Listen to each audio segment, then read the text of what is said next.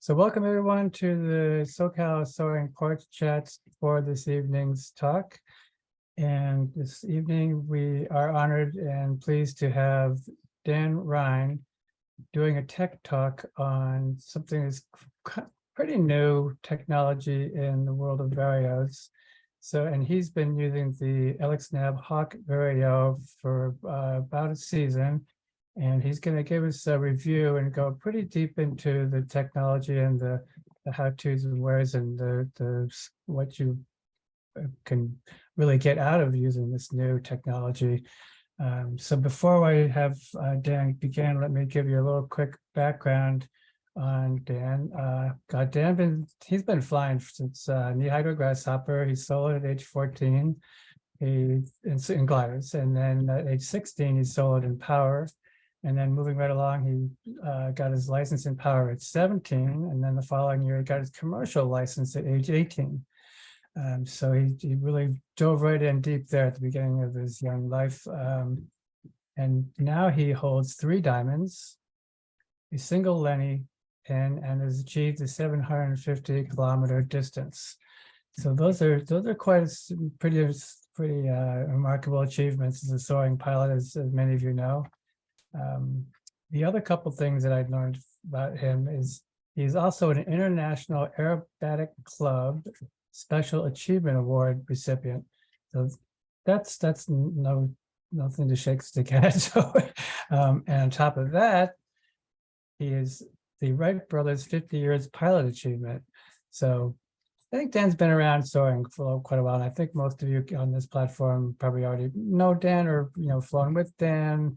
So with that, I will turn it over to you and take it away, Dan. Thank you, Christopher. And see a lot of familiar faces on the little icons here. Good evening.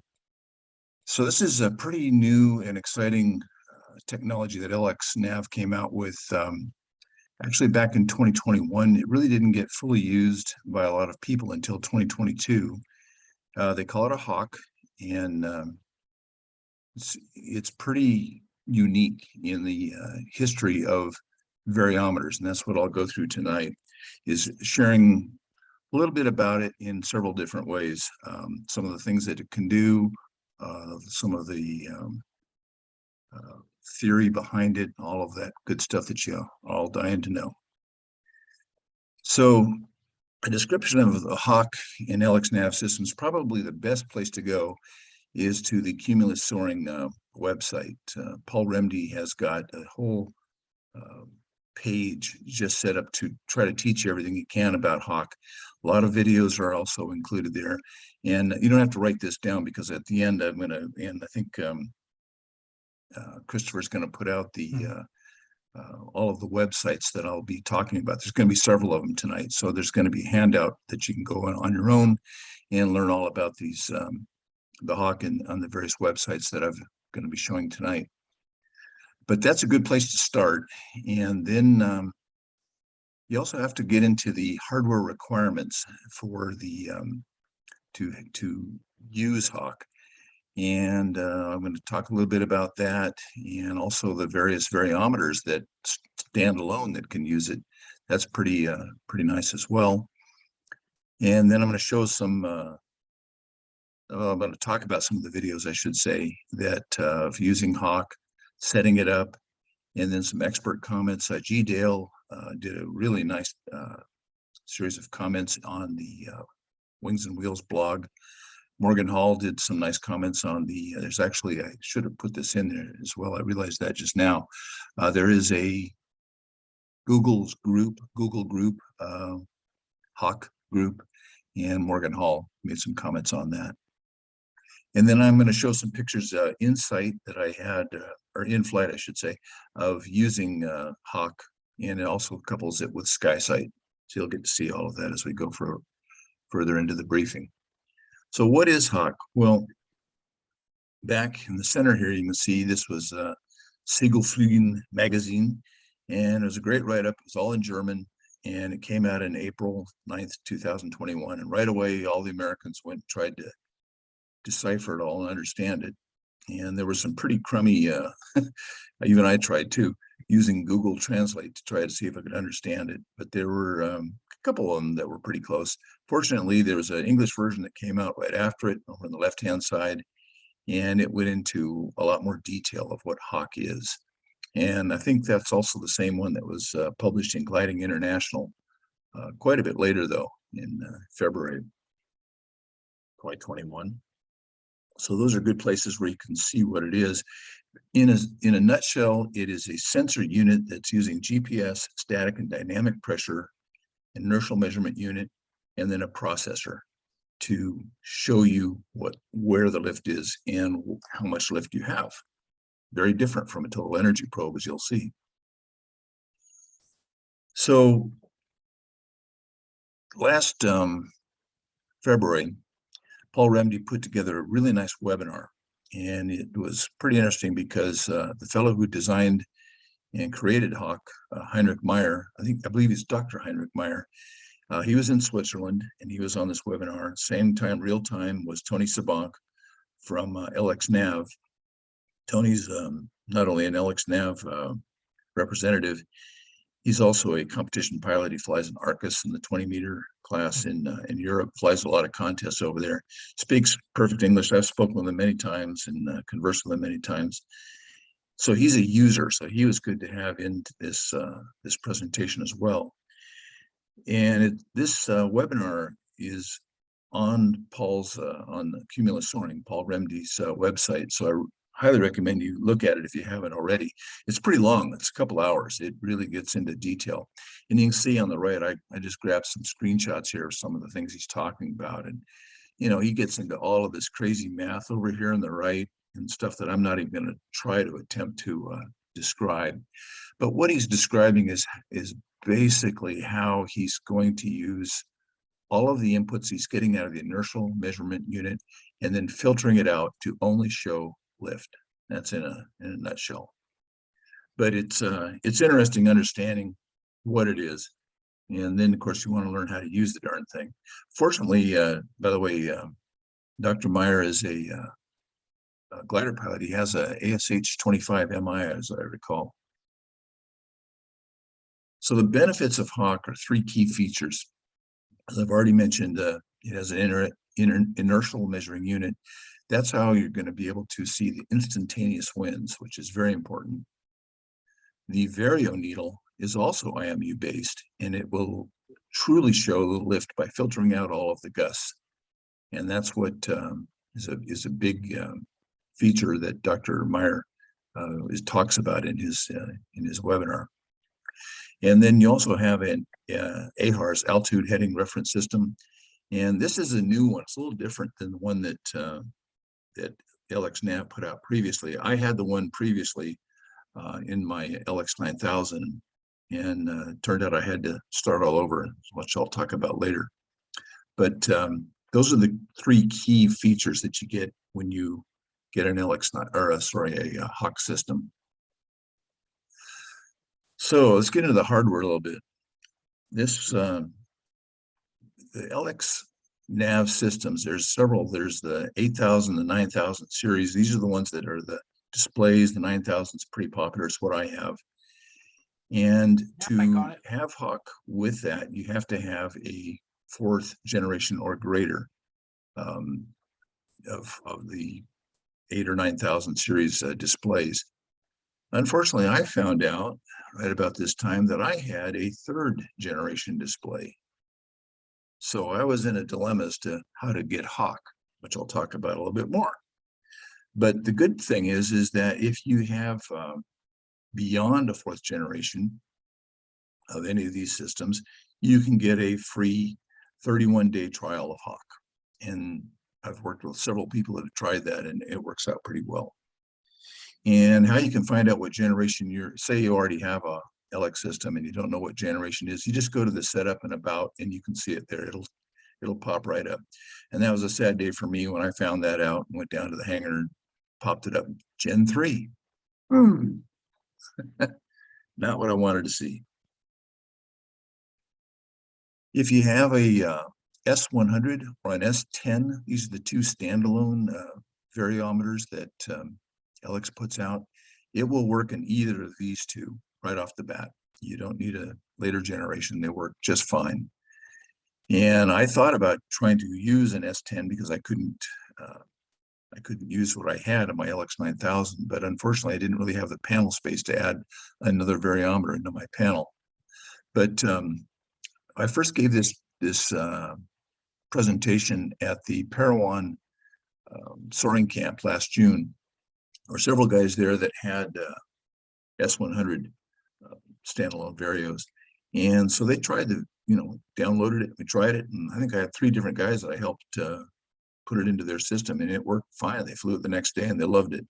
I think they all went on to ultimately buy it. So the free trial does work quite well, and they were happy. So what do you see in flight? I'm going to start over on the right-hand side because this is what it would look like on a standalone Vario. This happens to be my V8 Vario, but it's a later generation. But what you see relative to the glider icon is the wind and the direction and the speed. And the instantaneous is in dark blue. So that's this guy right here. The lighter is the average wind. Now the needles in blue are the Vario from Hawk. Red is from the TE probe. I'll talk a lot more about that later. And if you have a V8 like this, and you also have an LX9000, you can put in various nav boxes all the way around here. So, you can see the wind is 255 degrees at 9 knots. That's the average one, I believe. And then down here, you can also put in these similar type of icon with the glider and the 2 wind arrows here showing where it is relative to you as you're flying. I'm going to talk more about this picture in a few charts down, but that's basically what you see. There were some great videos of Hawk in action. These are also on Cumulus Soaring's website. There were 2 actually by Tim Bromhead in New Zealand. One is him setting it all up, and another one is him actually flying with it. Rudy Schlesinger in Austria has got a really nice video of him flying in the Alps with it, and some great shots of him flying along the ridges and whatnot. That's worth seeing just for the scenery alone. And then Adam Ulley is a competition pilot down in Australia. He put together a nice video showing how to do a lot of the various settings. And if you're familiar with any of the LX systems, there's a tremendous number of settings. It's a fabulous system because it has so many options, and that can be overwhelming at times. But once you get used to it and understand it, it's really an amazing system. So Tim Bromhead here, like I said, he did these 2 videos. The first one is him just getting it, what's in the box, how to set it up, how to put it in your glider, things like that. The second one is his question starts with, was it worth it? Is it worth it? And spoiler alert, it is. So anyways, that's a good video to watch. Rudy's Schlesinger's flying it in Austria. Now he only had the S10, I think he had an S100 actually in his S10 and S100 are the same. The 100 is the larger version. The S10 is the smaller 2-inch version, 50mm version of the Vario. And like you can see here some of the scenery of him flying over the Alps, which is really cool because he's flying along these ridges, and you can see how the wind is changing as he's flying down the valleys and over to the ridges, and then favoring a ridge for him to fly on, and then actually getting lift. Pretty nice. And then Adam Ulley, this was very helpful to me in trying to try to understand some of the setup features that are the parameters, if you will, that are in the Hawk, in the LX9000 system to set up for Hawk. And there's a whole lot of new Hawk features. Matter of fact, I'm on the beta group where we're getting new software all the time. I just downloaded some new software the other day into my glider. And so they're continually upgrading it and learning from the experience. And that's one thing I really like about LX Nav is that they're never standing still with what they have. They're always trying to upgrade, trying to improve. Then in that webinar I was mentioning, one thing very interesting that I played around with later when I was in Parowan, actually in June, were some of the things that Tony Sabank was talking about. You can actually go into the parameters and vary while you're flying this, what's known as sig wind, the significant wind, and the turbulence type. And you can fly at you can set it up for a very smooth day or a typical day or a turbulent day. Well, we were flying in winds that were never less than 20 knots there. Very rough. And I played with this a little bit. I cranked it up to these higher settings. And yeah, it seemed to help. I really haven't got a lot of experience with that, so I can't tell you how good it was or not. But it did seem to help. I had some great flights, and I was glad to get out of Parowan that really strong wind and get back home and put it to the more typical setting that I fly with out in the Sierras and Tehachapi and whatnot. Then there was a blog by on the Wings and Wheels website. This one was done by G. Dale. And if you've ever seen any of or read any of G. Dale's books, they're fabulous. You can get them at Wings and Wheels. I think there's 4 books now that he's written. And I only have the first 2, and they're really, really good. Very well written. I've seen a couple of, you can also go on YouTube and just put in G. Dale. He's got some great webinars out there that you can just watch for free. And very well spoken, English pilot, very experienced, and he really breaks things down nicely. So here's some of the things he said. I'm sorry, but I'm going to kind of read some of this. It said, I've been using Hawk for a while now, and I've noticed something I've been completely fooled by much of the wind shear within and around thermals. I thought I got it licked, but it turns out that I haven't understood it at all. So further down, he talks about what he was feeling. Basically, he said that he's feeling the gusts, the side gusts, that the total energy probe will show as lift when it really isn't lift. And I'm sure a lot of the expert pilots, they've been at this for a long time, have a way of, they filter out what they can feel in the seat of their pants as a gust and not go for it. But I was always having the same problem. I would see my Vario going up on this was back when I had just the TE probe. And I would try to turn into what I thought was a thermal and couldn't find it and get frustrated and leave. And it was very irritating. So the Hawk is so simple. You wait until it says you're going up fast, and then you turn hard right into the thermal.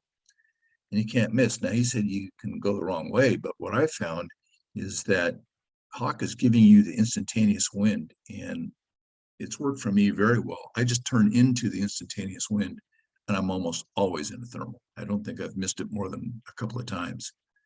And maybe if it's a weak thermal, you might have a little trouble, or if it's a really, really narrow one. But for the most part, turn into the wind, you got it. You got a thermal. So this translates into wasted fewer circles. And if you go on to you analyze your flight at the end of the day and CU, you always have that one where it says the number of missed turns. And it's nice to get that ratio way down, because that means you didn't waste any of your energy, didn't waste any time. And I've noticed in my flying that since Hawk, those numbers have come down for me. So I'm very, very pleased with that. Morgan Hall made some comments. These are a bit dated now, but this was back in May, June timeframe last year. And basically he says this is a game changer as a Vario. And Doug Fronius, I think you and I both seen that great video or presentation that Jeff Byard did of the history of Varios. Well, this now is the new history. This is the latest one that should go on that same presentation. It matches the seat of the pants, what you feel, which should. You never really thought of that. Of course it should. And it's interesting when you watch you can display both the total energy probe compensated needle as well as the Hawk needle. It's amazing what you see. You'll see that you'll feel a bump, and the TE probe will show it's all kinds of lift, and the blue needle of the Hawk will just not show anything. Then vice versa, you go along and you hit a bump and you feel it, and sure enough, the blue needle goes way up, and it's a good thermal, and you roll into it, and eventually the TE probe catches up. So, so this is what he's saying: a surge would show instantaneously on the Hawk, and it would take time for the TE Vario to catch up. So eventually what I did is I turned off that crazy total energy probe. I don't even fly with it anymore, because all it was doing was just confusing me and giving me what I felt was a false positive reading.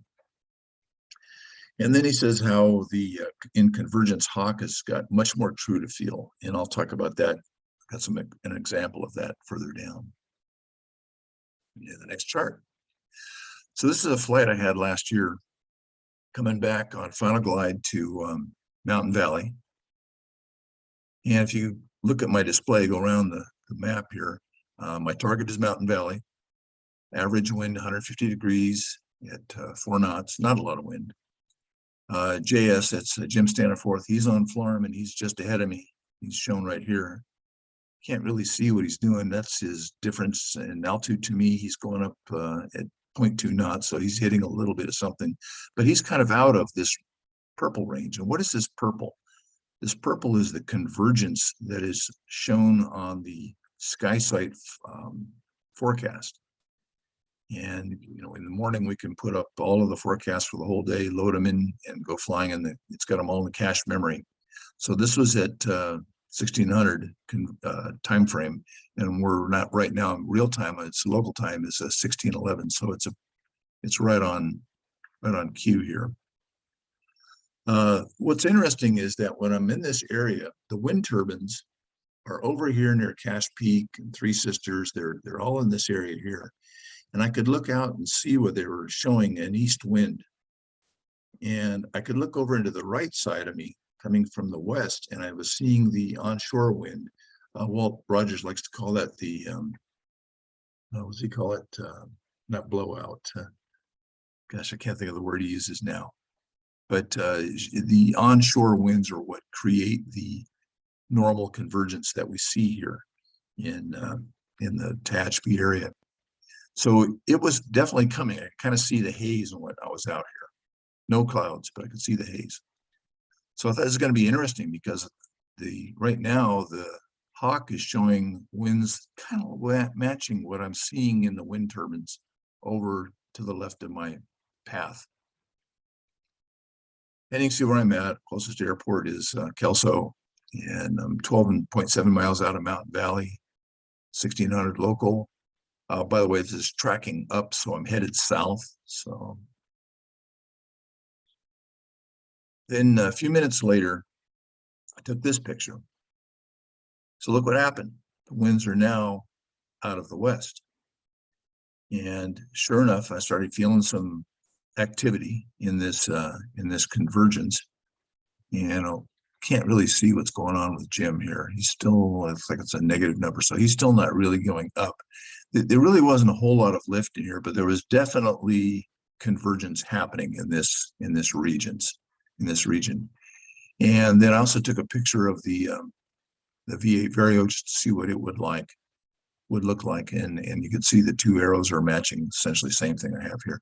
So to be honest with you, I never use this display anymore. I just use this display over on my LX9000 with the relative winds being right to my glider, and just leave the Vario on all the various variometer parameters. I tried this over on the right hand side. I tried this nav box that Adam Woolley uses, and it's this huge variometer that he puts right in the center of the screen. I thought, man, that's going to be great. I hated it. It's just in the way of everything I wanted to see, so I don't use that anymore at all. But it is kind of interesting that you can see everything your Vario is doing right there in front of you on the big screen, but it's covering up too much for me. So I went all the way down south and then turned around. Now I'm down over Double Mountain area. So on the south side of Mountain Valley Airport. Here's Mountain Valley Airport here. So I'm due south of it, south of Dill Hill. And I'm looking back at this area of convergence that was shown in the SkySight forecast. And you can see it's flipped over to this 1630 forecast. It changes every 15 minutes and 45 minutes after the hour. It changes to the next forecast, which is top of the hour and 30 minutes after the hour. And I'm in a little bit lift, not a lot. But what was most interesting was I turned around and took this picture. Nothing, not a cloud on the sky. So both SkySight and Hawk together accurately were showing the convergence that I saw and felt and flew through, but there were not any markers at all. Now, granted, this was not a really strong convergence. Usually when it's strong enough to really go a long way or fly very fast in, you'll most usually have clouds, but not always. But I thought this was pretty cool. Not one cloud in the sky, but there was definitely convergence there. So total energy probe just shows energy. So it will show at gust as positive lift, the red needle. And it's fooled me many times, as I've mentioned. Hawk seems to always show accurately where the lift is with the blue needle. And the total energy probe will often show lift, and Hawk will not show anything. In real lift, Hawk reacts faster, and then the total energy probe eventually will catch up. So as I mentioned earlier, I've just turned off the red needle. I flew with it for a while. Tony Saban kept telling me, he was telling me it costs you nothing. You should just use it. Well, it's confusing. I didn't like it, so I turned it off. And I've noticed that my thermal tries in CU has decreased as I was talking, and I wouldn't say no more, and it's a little bit bold, but certainly a lot less false positives.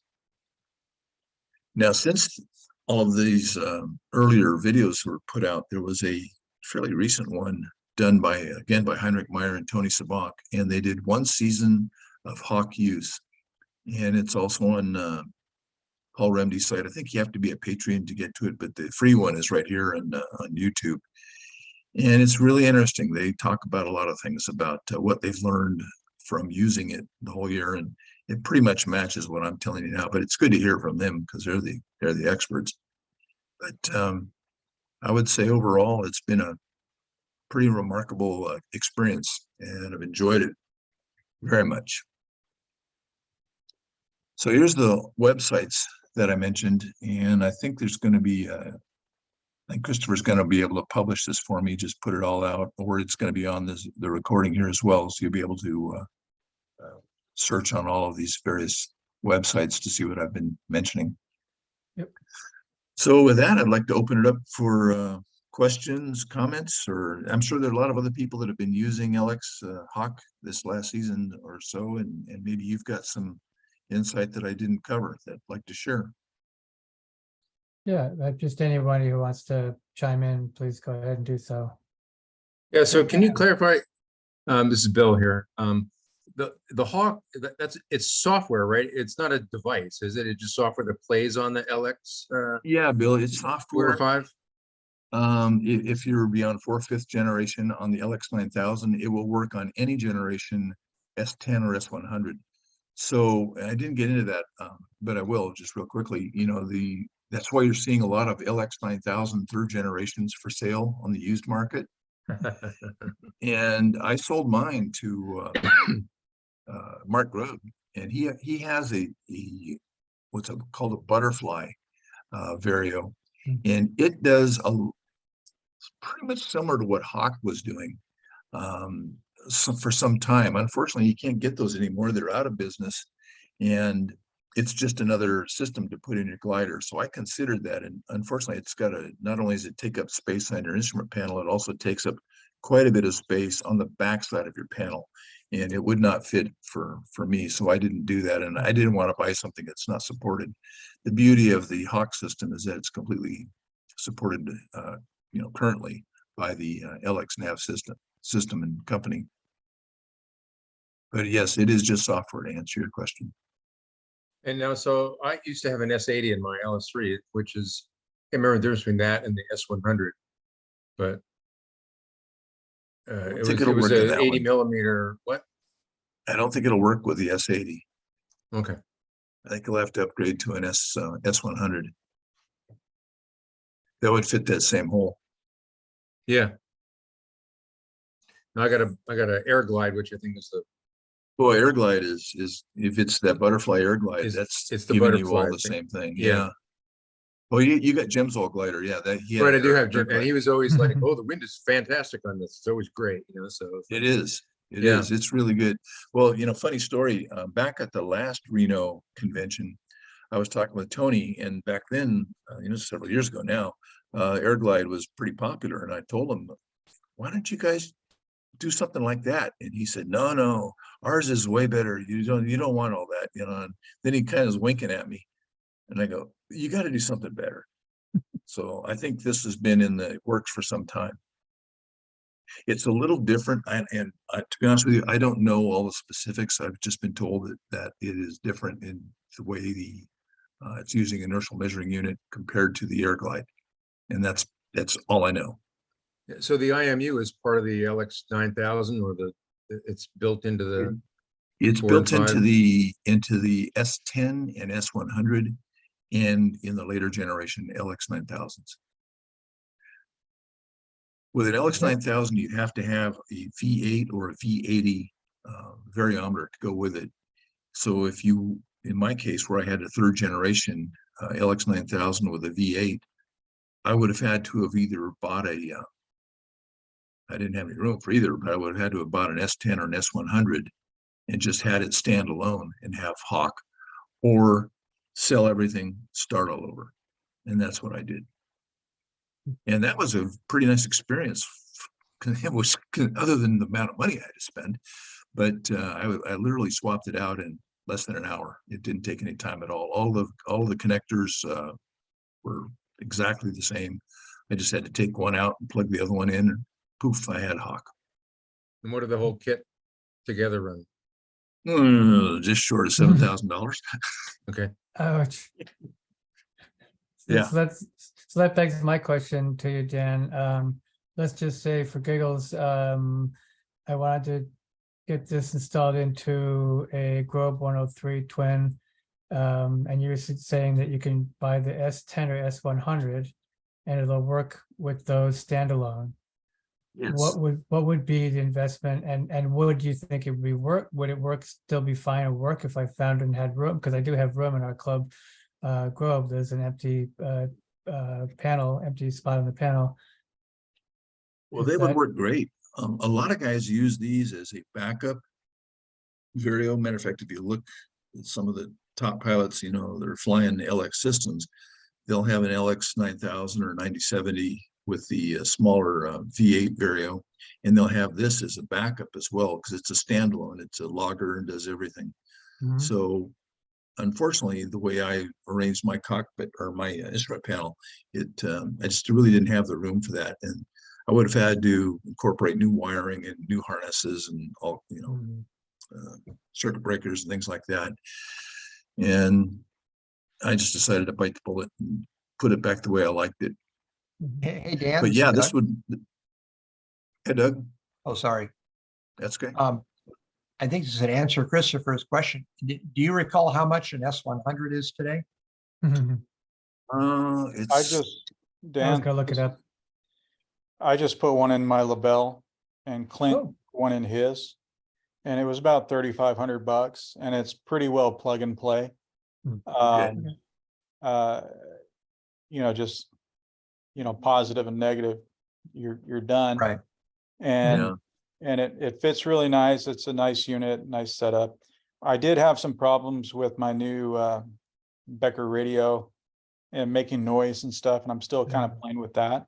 There'll be some RF noise and stuff that'll kind of screw it up a little bit. But that's more of an install issue in a extremely small LaBelle panel. So flew with it last Sunday, and everything was, knock on wood, pretty flawless. And really a game changer. I've only flown with leftovers from Jeff Byard. So this is kind of a huge deal for me. Is that a pellet Vario with one pellet? Yeah, exactly. The pellet you can't see. So I'd put that pellet in as a backup. You might need it someday. I do. Hey, Bill, your question earlier, the S80 doesn't work because it doesn't have an IMU built in. Yeah. It had So Josh- it had an attitude indicator I could pull up, so it had something, but I guess Okay, I'm just amazed that you get an IMU in that little thing, because, you know, my airline Well, experience, IMU is a big thing, you know, it's Yeah, and razor that's wing one of the gyros and things all that, that. kind of stuff. that's one of the things that Dr. Meyer points out. He said the reason that we can do all of this is because of the tremendous processing capacity we have in such small space now. So, you know, technology is really, really helping us. The question I have for Josh is, Josh, have you tried this yet? Have you tried a Hawk in your new Yeah, S100? yeah, my last few flights, they've all been wave flights. I can't find a thermal this time of year out of Shafter. I Imagine that. tried, but they're rare. I landed in Tehachapi on Sunday after launching out of Shafter. And it was a good west wind, you know, and you get the convergence there. And I was just playing with the wind stuff while I was getting ready to land. And it literally kind of pointed me kind of towards a direction. And then I look up, wind in the clouds were making this perfect shelf convergence. And it's like, that's where it is. You know, Points the and way, right? it Oh, was a that's little nice. confusing before that, and then you kind of follow the needles. It is a game changer deal, I think, and along with the SkySight downloads you can do even on your phone. It was a blue wave day on Sunday, Mhm. and granted, I was a little nervous of causing trouble with all my friends retrieve wise, but that mapped out the wave situation, all the wave bars very, very accurately. So we're entering into an extremely easy way of soaring, I think. So yeah, it's a neat setup. But in the wave, it's a little different because if you're just sitting there cruising in the wave, you're not making any heading changes. And I've heard that it needs a little movement for the system to work properly.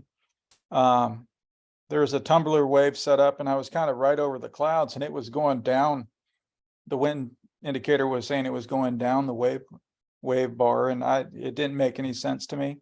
And I don't know if that was problems I was having with some RF interference on it, or whether it was a problem with the algorithm.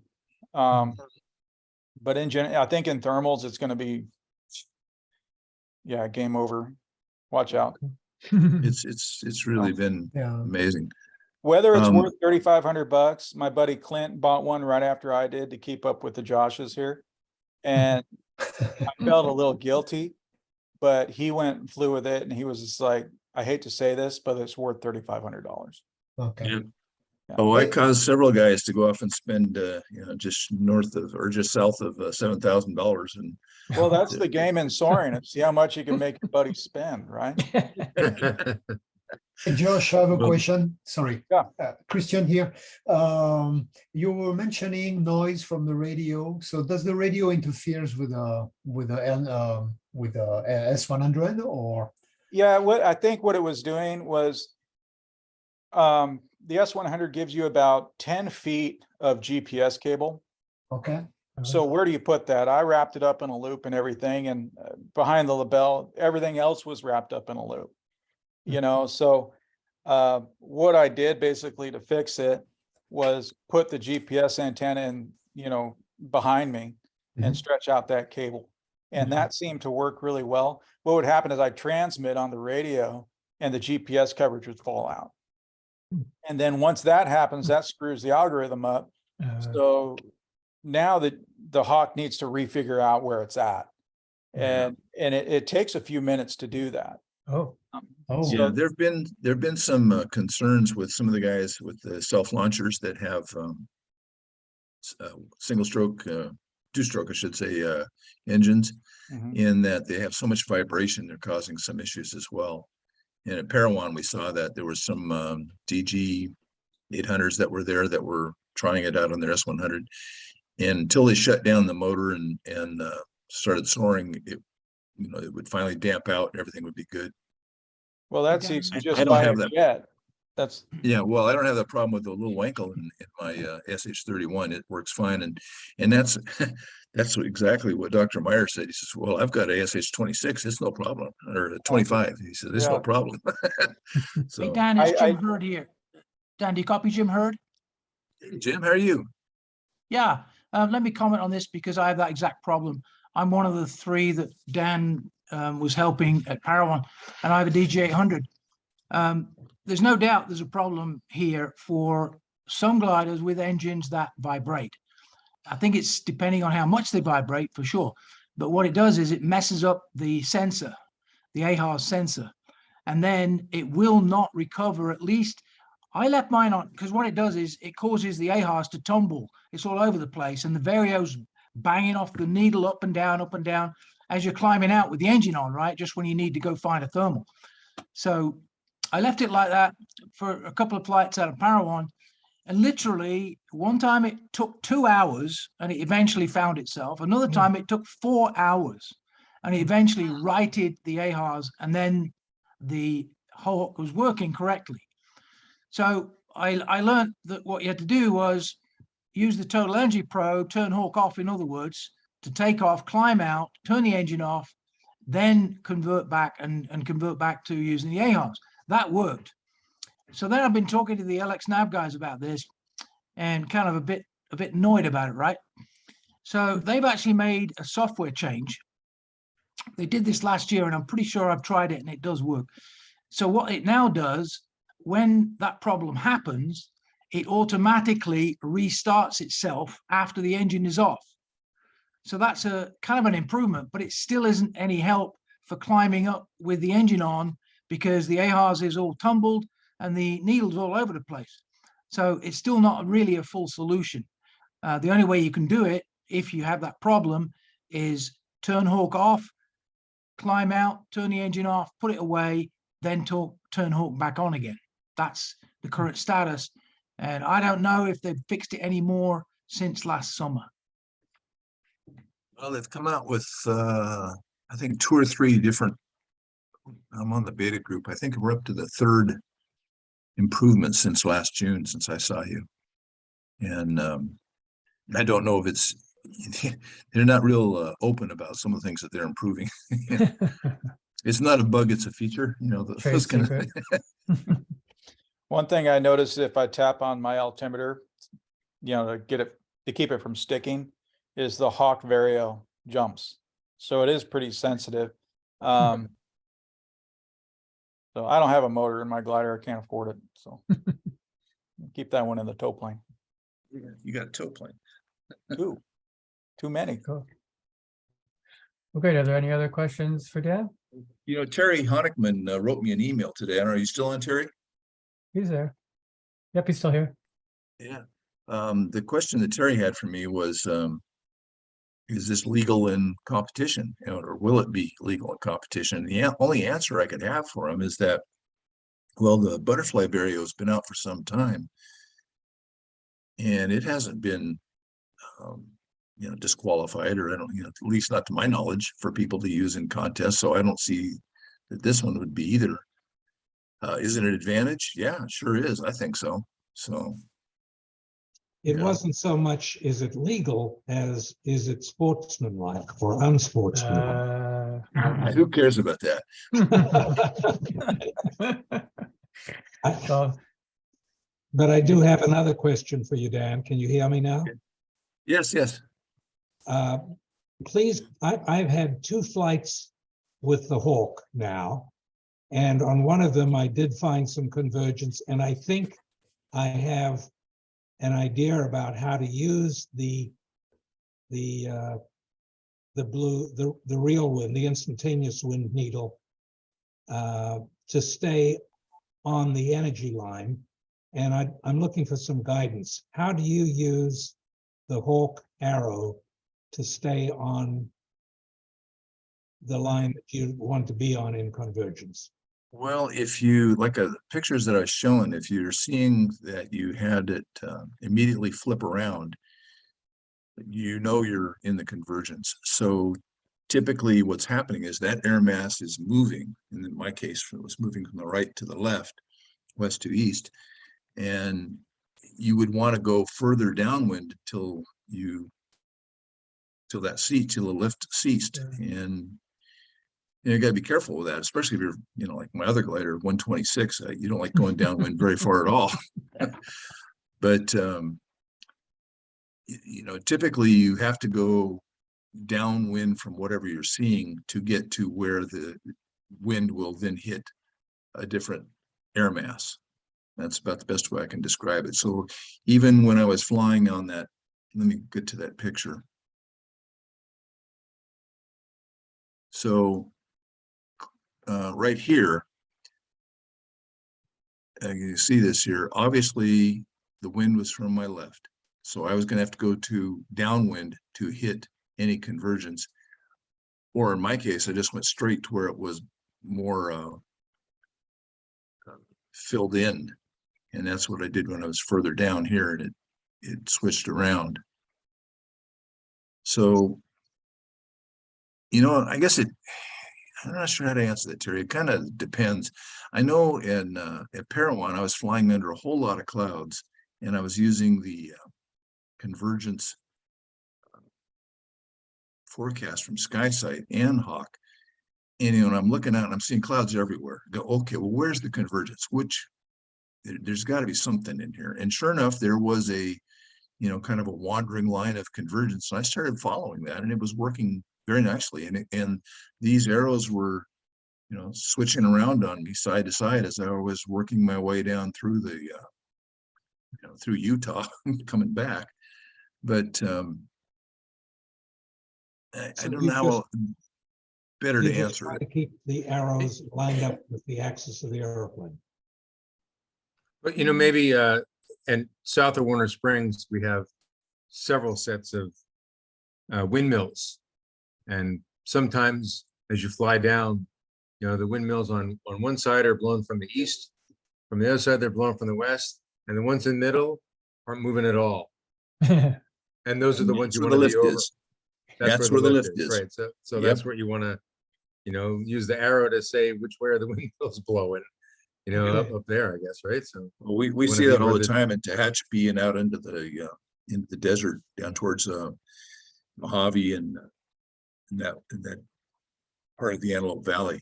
There are a lot of times when I've been out there when I didn't have enough altitude to get back to Tehachapi, and I just look at the windmills and see go to the ones that aren't moving, and the ones that are going opposite directions, and the ones that aren't moving are right in the middle. You go there and poof, you're out, you're going up. But we don't always have windmills around, do we?